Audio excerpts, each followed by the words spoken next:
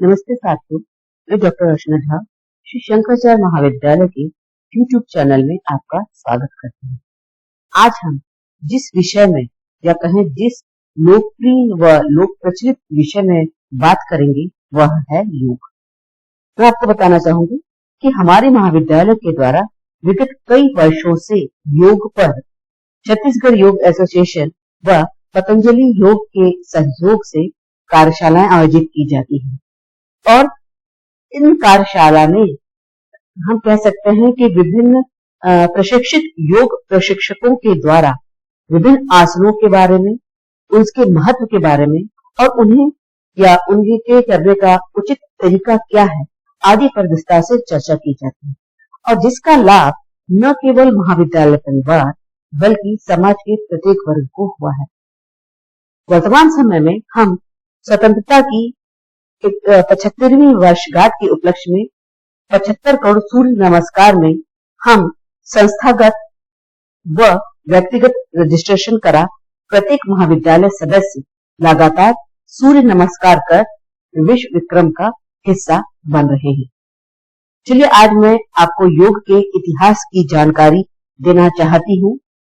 हम जिन बिंदुओं पर चर्चा करेंगे वह है योग शब्द का शाब्दिक अर्थ, योग की उत्पत्ति, योग की शुरुआत कब और कैसे, योग का संक्षिप्त इतिहास, अंतर्राष्ट्रीय योग दिवस और योग के लिहाज से 21 जून क्यों है महत्वपूर्ण।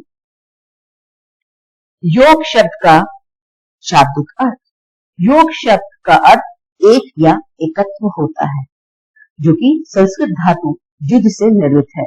युद्ध का अर्थ होता है जोड़ना, जुड़ना या मिलना होता है, जिसका अर्थ व्यक्तिगत चेतना या आत्मा का सार्वभौमिक चेतना या रूह से मिलना होता है।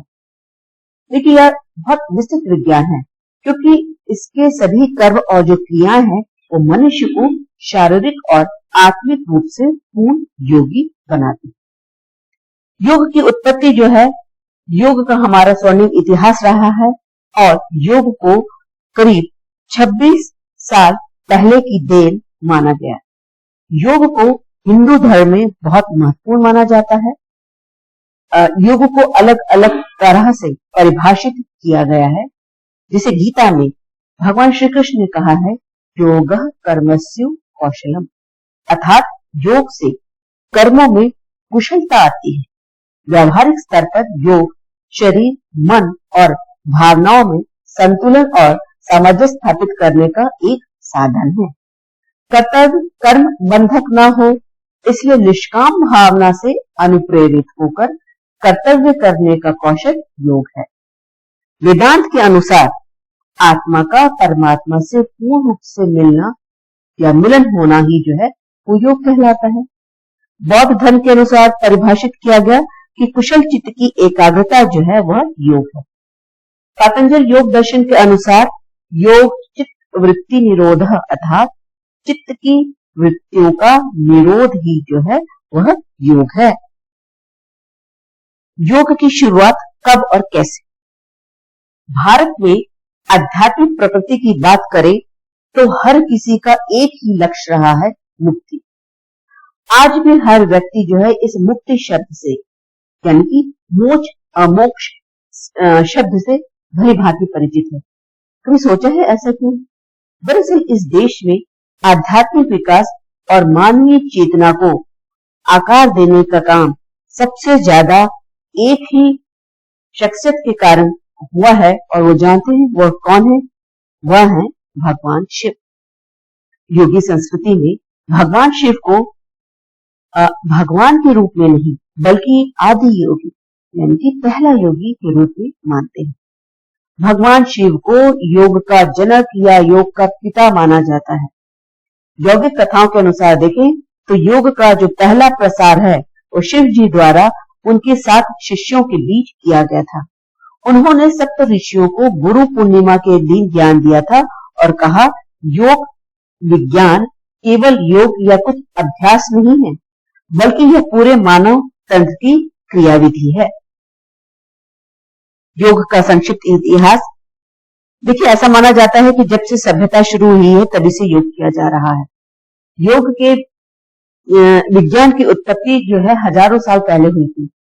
पहले धर्मों या आस्था के जन्म से भी काफी पहले जो है इसकी उत्पत्ति मानी गई है, और इसका जो संक्षिप्त इतिहास है वो इस प्रकार हम देखेंगे। योग एक हमारी भारतीय विरासत है। उसका जो इतिहास है उसको विभिन्न कालों में विभक्त किया गया है। पहला है पूर्व वैदिक काल, वैदिक काल, पूर्व शास्त्रीय काल, फिर शास्त्रीय काल, मध्ययुगीन काल, फिर आधुनिक काल। चलिए विस्तार से हम चर्चा करते हैं। पूर्व वैदिक काल। भारतीय योग जानकारों के अनुसार योग की उत्पत्ति भारत में लगभग 5000 वर्ष से भी अधिक पहले समय हुई थी, और योग की जो सबसे आश्चर्यजनक खोज है वो 1920 में पुरातत्व वैज्ञानिकों ने सिंधु घाटी सभ्यता के रूप में की थी, जिसमें आप सभी को मालूम है कि सिंधु घाटी सभ्यता की जो खुदाई की गई तो उसमें प्राचीन हिंदू धर्म और योग की परंपरा होने के जो है हमें कुछ सबूत मिले हैं। और ये खुदाई में घाटी सभ्यता के लिए जो कुछ जीवाश्म अवशेष पाए गए, कुछ मोहरे पाए गए, और वो जो मोहरे हैं उसमें योग की मौजूदगी के सबूत हमें देखने को मिलते हैं। ये देख सकते हैं आप, ये आपके समक्ष में है कि विभिन्न योग की मुद्राएं हैं, और ये जो मुद्राएं हैं वही योग की मौजूदगी को साबित करती हैं। देवी माँ की मूर्तियों की जो मोहरे हैं, लैंगिक प्रतीक तंत्र जो है ये योग का के बारे में हमें बताते हैं, या कह सकते हैं उसकी सबूत को हमारे समक्ष लाते हैं। दूसरा है वैदिक काल। वैदिक काल में एकाग्रता का विकास करने के लिए और सांसारिक कठिनाइयों को पार करने के लिए योगाभ्यास किया जाता था। योग की कुछ अवधारणा को जो कि कहना चाहिए कि बाद में विकसित की गई थी, वो वेदों में पाई जाती है। इस काल में यज्ञ और योग का बहुत महत्व था। आप सभी जानते हैं कि हमारे यहाँ पे आश्रम व्यवस्था थी, तो जो ब्रह्मचर्य आश्रम था उस समय वेदों की शिक्षा के साथ ही शस्त्र और योग की भी शिक्षा जो है वो दी जाती थी। शब्द योग व योगी का वेदों में उल्लेख नहीं है, पर ऋग्वेद में प्रयुक्त युजनते शब्द जो है वह मन पर नियंत्रण के रूप में है, जो कि योग से संबंधित है। पूर्व शास्त्रीय काल। पूर्व शास्त्रीय काल को 2 भागों में विभक्त किया गया है। पहला है उपनिषद काल का और दूसरा है महाकाव्य काल। योग का असली आधार उपनिषद में पाया जाता है। प्राण व नाड़ी ऐसे महत्वपूर्ण विषय हैं जिन पर उपनिषदों में चर्चा की गई है। विभिन्न योग प्रथाओं और उनके शारीरिक प्रभाव जो है उपनिषद में उल्लेखित है। दूसरा है महाकाव्य काल। महाकाव्य काल से तात्पर्य रामायण और महाभारत के समय से है। भारतीय लोक जीवन में इन दोनों ही ग्रंथों का जो है अत्यंत आदरपूर्ण स्थान हम सभी भारतवासियों के मन में है। रामायण हमारा आदि काव्य है, जिसकी रचना महर्षि वाल्मीकि जी ने की थी। महाभारत की रचना वेदव्यास जी ने की थी। रामायण और महाभारत इस अवधि के दौरान विभिन्न प्रकार के योग मार्गों के अभ्यास की जानकारी के महत्वपूर्ण स्रोत हैं। भगवत गीता में तो 3 मार्ग बताए गए हैं, ज्ञान मार्ग, भक्ति मार्ग और कर्म मार्ग बताए गए हैं, और जिनकी विस्तृत तौर पे व्याख्या की गई है। अगला है शास्त्रीय काल। ये जो शास्त्रीय काल है इस अवधि को श्रेष्ठ अवधि के रूप में माना जाता है, और जिसे योग के इतिहास एवं विकास की सबसे उर्वर एवं महत्वपूर्ण अवधि के रूप में माना जाता है। वो इसलिए क्योंकि महर्षि पतंजलि ने वेद में जो बिखरी हुई योग विद्या को 200 ईस्वी पूर्व पहली बार समग्र रूप में प्रस्तुत किया। पतंजलि के योग सूत्र जो है वो 4 भागों में विभक्त है: समाधि, साधन, विभूति और कैवल्य। पतंजलि के योग सूत्र में न केवल योग के विभिन्न घटक हैं, अपितु मुख्य रूप से इसकी पहचान योग के 8 मार्गों से होती है, या आप कह सकते हैं कि जो 8 अंग माने गए हैं उस रूप में होती है। यह काल भारत के 2 महान धार्मिक उपदेशकों के रूप में, जो कि है महावीर एवं बुद्ध, को समर्पित किया जा सकता है। बौद्ध धर्म और जैन धर्म से संबंधित ग्रंथों से भी ज्ञात होता है कि योग लोगों के जीवन का एक मुख्य हिस्सा था। अगला है मध्ययुगीन काल। इस काल में पतंजलि योग के अनुयायियों ने आसन, शरीर और मन की सफाई, क्रियाएं और प्राणायाम करने को अधिक से अधिक महत्व देकर योग को एक नया दृष्टिकोण, या हम कह सकते हैं कि एक नया मोड़ दिया। और यह जो रूप था, यानी योग का यह जो रूप है वह हठ योग कहलाया। इस युग में योग की छोटी छोटी पद्धतियां शुरू हुई। नाथ, इस काल में कहना चाहिए कि दो पंथ, नाथ पंथ और भक्ति पंथ बहुत प्रसिद्ध हुए। नाथ संप्रदाय जो है भारत का एक हिंदू धार्मिक पंथ है। मध्य युग में उत्पन्न इस संप्रदाय में बौद्ध, शैव और योग की परंपराओं का समन्वय दिखाई देता है। यह हठ योग की साधना पद्धति पर आधारित पंथ है और मध्यकालीन भारत के सांस्कृतिक इतिहास में देखा जाए तो भक्ति आंदोलन जो है एक वो महत्वपूर्ण पड़ाव है। इस काल में सामाजिक धार्मिक सुधारकों द्वारा समाज में विभिन्न तरह से भगवान की भक्ति का प्रचार प्रसार किया गया। हम बात कर रहे थे हठ योग की, तो हठ योग जो है शारीरिक और मानसिक विकास के लिए विश्व की प्राचीनतम प्रणाली है, जिसका शताब्दियों से भारत के योगियों द्वारा अभ्यास किया गया है। हठ योग में जो है वो प्रसुप्त कुंडलियों को जागृत कर नाड़ी मार्ग से ऊपर उठाने का प्रयास किया जाता है और विभिन्न चक्रों में, आप ये देख रहे होंगे, ये जो विभिन्न चक्र हैं उनमें स्थिर करते हुए जो सबसे शीर्ष में है उस चक्र में तक उसको ले जाया जाता है। इस काल में हठ योग प्रदीपिका एक प्रमुख ग्रंथ जो है वो प्रकाश में आया।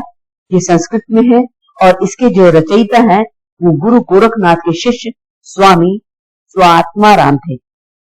हम आपको बताएं कि जो गोरखनाथ जी हैं ये नाथ पंथ के प्रवर्तक थे और उत्तर क्षेत्र में या उत्तर प्रदेश में कह सकते हैं कि इनके नाम पर ही गोरखपुर शहर का नाम रखा गया है।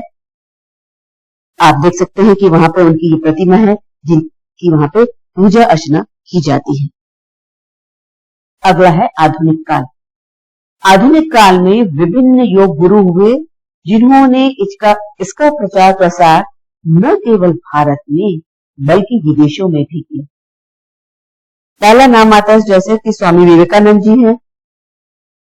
योग दर्शन के आधुनिक भाष्यकार जो हैं स्वामी विवेकानंद जी ने शिकागो के धर्म संसद में अपने ऐतिहासिक भाषण में योग का उल्लेख कर सारे विश्व को योग से परिचित कराया। उन्होंने राजयोग, कर्म योग, ज्ञान योग, भक्ति योग आदि योग की जो विभिन्न पद्धतियों के द्वारा है वो जन सामान्य और विशेषकर देखा जाए तो यानी कि खास तौर पर युवाओं में अध्यात्म एवं योग के प्रति समर्पण की भावना को जागरूक किया। दूसरा है परमहंस योगानंद। 20वीं सदी के ये एक आध्यात्मिक गुरु, योगी और संत थे। इन्होंने अपने अनुयायियों को क्रिया योग उपदेश दिया तथा पूरे विश्व में इसका प्रचार और प्रसार किया। योगानंद जी के अनुसार क्रिया योग ईश्वर से साक्षात्कार की एक कहना चाहिए कि प्रभावी विधि है, जिसके पालन से अपने जीवन को हम संवार सकते हैं और ईश्वर की ओर जो है इसके माध्यम से अग्रसर हुआ जा सकता है। महर्षि अरविंद घोष जी ये एक योगी एवं दार्शनिक थे। इन्होंने युवावस्था में स्वतंत्रता संग्राम में क्रांतिकारी के रूप में भाग लिया, किंतु बाद में यह एक योगी बन गए। योग साधना पर मौलिक इन्होंने ग्रंथ लिखे और इनकी साधना पद्धति के अनुयायी जो हैं सब देशों में पाए जाते हैं। महर्षि महेश योगी। महर्षि महेश योगी जी का जन्म जो है 1918 को छत्तीसगढ़ के राजिम शहर के पास पांडुगा गांव में हुआ था। महर्षि महेश योगी ने शंकराचार्य जी की मौजूदगी में रामेश्वरम में 10,000 बाल ब्रह्मचारियों को आध्यात्मिक योग और साधना की उन्होंने दीक्षा दी थी।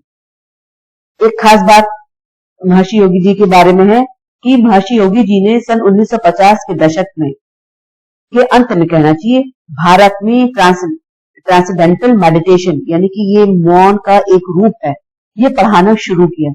और ये जो तकनीक है उन्होंने जो विकसित की, और ये तकनीक जो है सन 1965 में इस तकनीक को यानी कि ट्रांसेंडेंटल मेडिटेशन की जो तकनीक है उसको संयुक्त राष्ट्र अमेरिका में, यूरोप में और भारत के स्कूलों में, भारत के विश्वविद्यालयों में, निगमों, जेलों में भी इस तकनीक को शामिल किया गया।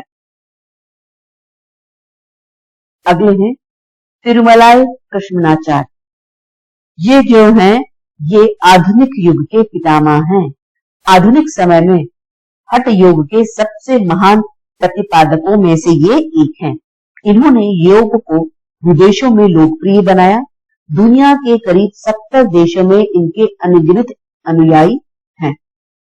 दूसरे हैं VKS अयंगार। ये भारत के अग्रणी योग गुरु थे।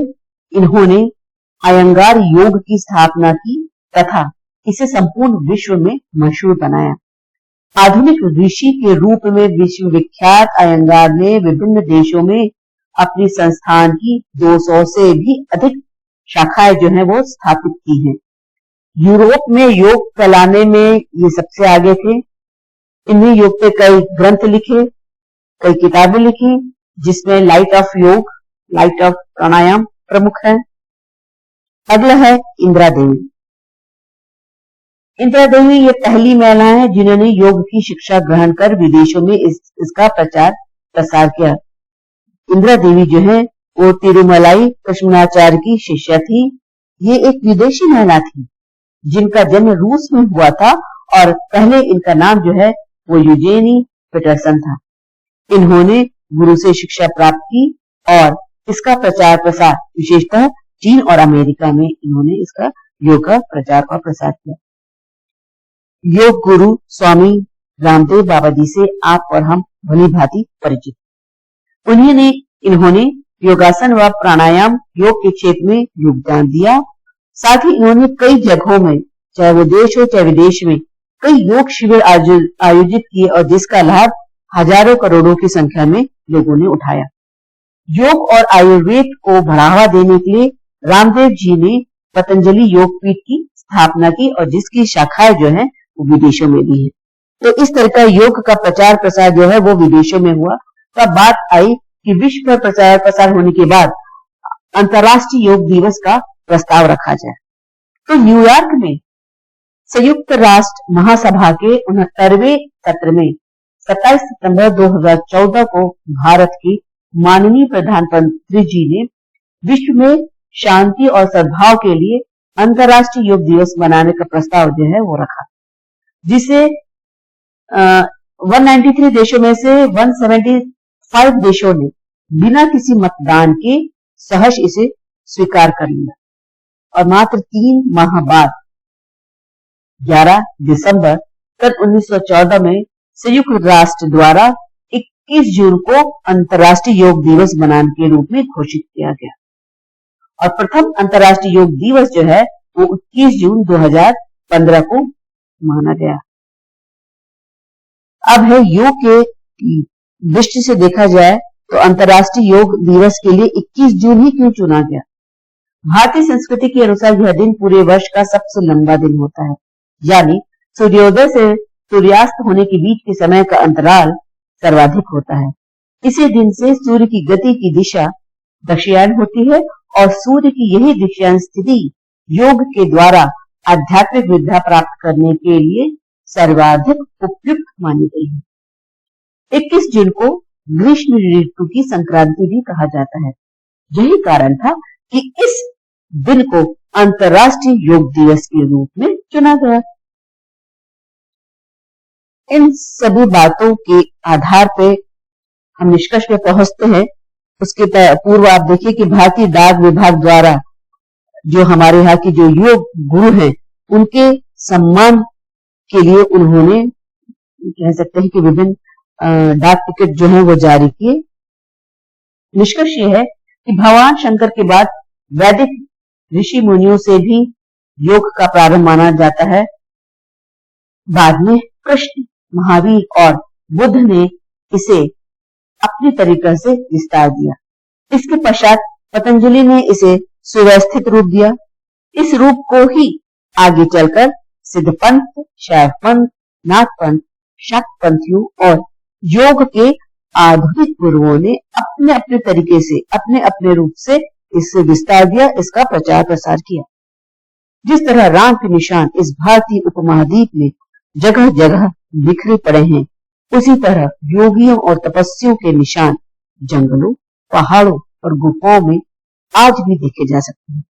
बस जरूरत है भारत के इस स्वर्णिम इतिहास को खोज निकालने की, जिस पर हम सभी भारतवासियों को गर्व है। धन्यवाद साथियों।